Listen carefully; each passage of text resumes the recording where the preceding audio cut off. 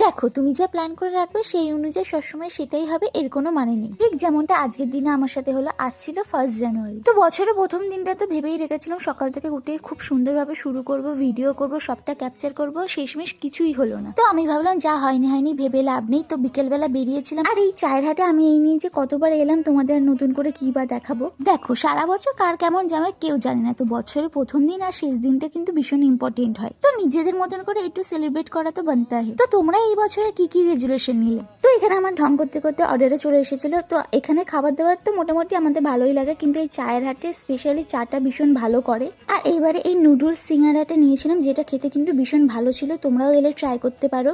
আর এই গত 2 মাস ধরে আমি যেই পরিমাণে খেয়েছি, তোমরা যারা আমার আগের ভিডিও দেখো তারা তো জানবে আমি অনেকটাই পুট অন করেছি। তো এই বছরের রেজুলেশন তো নিজেকে খুশি রাখা, হ্যাপি রাখা, আর নিজের আশেপাশে মানুষদেরকে ভালো রাখা। আর তোমরাও সকলে আগে নিজে ভালো থেকো, তারপর সকলকে ভালো লাগো। ও হ্যাঁ, বলতেই ভুলে গেছি, হ্যাপি নিউ ইয়ার।